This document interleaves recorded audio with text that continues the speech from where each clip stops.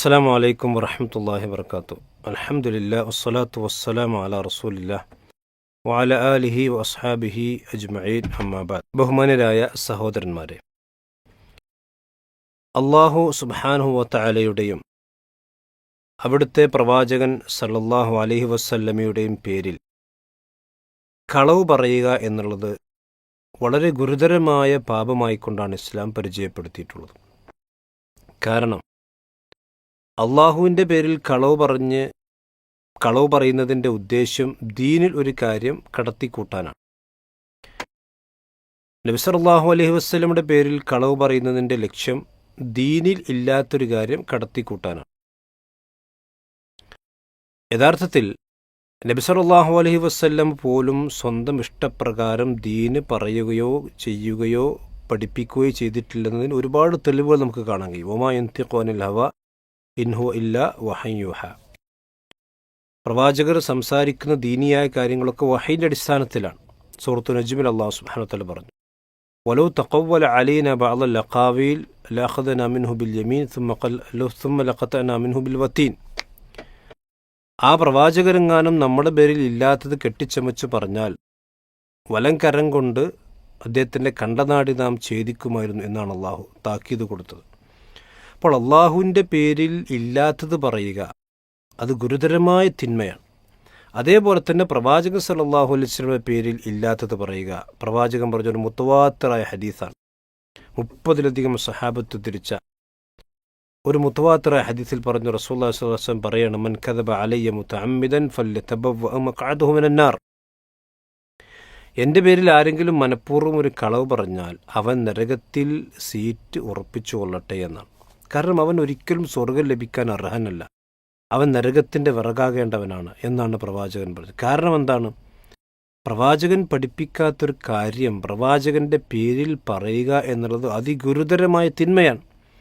പക്ഷേ വളരെ സങ്കടകരമായ ഒരു വസ്തുത എന്താണെന്ന് ചോദിച്ചാൽ, നമ്മുടെ നാട്ടിൽ റബീഉൽ അവ്വൽ വന്നു കഴിഞ്ഞാൽ നബി സല്ലല്ലാഹു അലൈഹി വസല്ലമയുടെ പേരിൽ ഒരുപാട് കളവുകൾ പ്രചരിപ്പിക്കപ്പെടുന്നു. പ്രവാചകൻ്റെ പേരിൽ ഉള്ളതും ഇല്ലാത്തതുമായിട്ടുള്ള കഥകൾ സത്യവും അസത്യവും കൂട്ടിക്കലർത്തി മൗലിദ് കിതാബുകളിലും അതുപോലെ തന്നെ മാലപ്പാട്ടുകളിലുമായിക്കൊണ്ട് നാടുകളിൽ ആളുകൾ ചൊല്ലിക്കൊണ്ടിരിക്കുന്നു. അതോടൊപ്പം അതിനേക്കാൾ ഗുരുതരമായ ഒന്ന്, നബി സല്ലല്ലാഹു അലൈഹി വസല്ലമയുടെ ജന്മദിനം ആഘോഷിക്കാൻ പ്രവാചകൻ സല്ലല്ലാഹു അലൈഹി വസല്ലമ തന്നെ കൽപ്പിച്ചിരിക്കുന്നു. പ്രവാചകൻ തൻ്റെ സ്വന്തം ജന്മദിനം ആഘോഷിച്ചിരിക്കുന്നു എന്നും ചില ആളുകൾ കളവ് പറയാറുണ്ട്. നബി സല്ലല്ലാഹു അലൈഹി വസല്ലം ഒരിക്കലും അങ്ങനെ പറയുകയോ ചെയ്യുകയോ ചെയ്തിട്ടില്ല.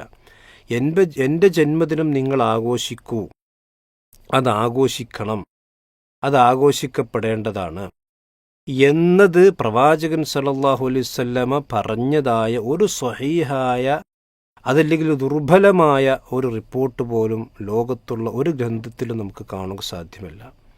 ദീനിൽ മതപരമായിക്കൊണ്ട് അള്ളാഹുവിൻ്റെ പ്രവാചകൻ്റെ ജന്മദിനം ആഘോഷിക്കപ്പെടേണ്ടതായിരുന്നുവെങ്കിൽ തീർച്ചയായിക്കൊണ്ടും പ്രവാചകൻ സല്ലല്ലാഹു അലൈഹി വസല്ലം അത് പറയുക തന്നെ ചെയ്യുമായിരുന്നു, യാതൊരു സംശയവുമില്ല. കാരണം ബല്ലിഗ് മാ ഉൻസില ഇലൈക മിർ റബ്ബിക്, താങ്കൾ റബ്ബിൽ നിന്ന് ഇറക്കപ്പെട്ടത് മുഴുവനും താങ്കൾ ആളുകൾക്ക് എത്തിച്ചു കൊടുക്കണം.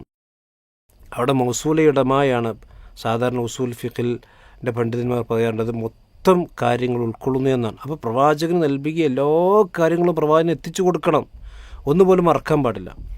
അപ്പോൾ അങ്ങനെ എത്തിച്ചു കൊടുത്തതിൽ റബീഉൽ അവ്വൽ ഇല്ല, അല്ലെങ്കിൽ അതിൽ മഹത്വമില്ല, അല്ലെങ്കിൽ അതിൽ പ്രവാചകൻ ആഘോഷിക്കാൻ പറ്റില്ല. അപ്പോൾ പ്രവാചകൻ്റെ ജന്മദിനം പ്രവാചകൻ ആഘോഷിക്കാൻ പറഞ്ഞു എന്നോ പ്രവാചകൻ ആഘോഷിച്ചു എന്നോ പറയുന്നത് പ്രവാചകൻ്റെ പേരിലുള്ള കളവാണ്.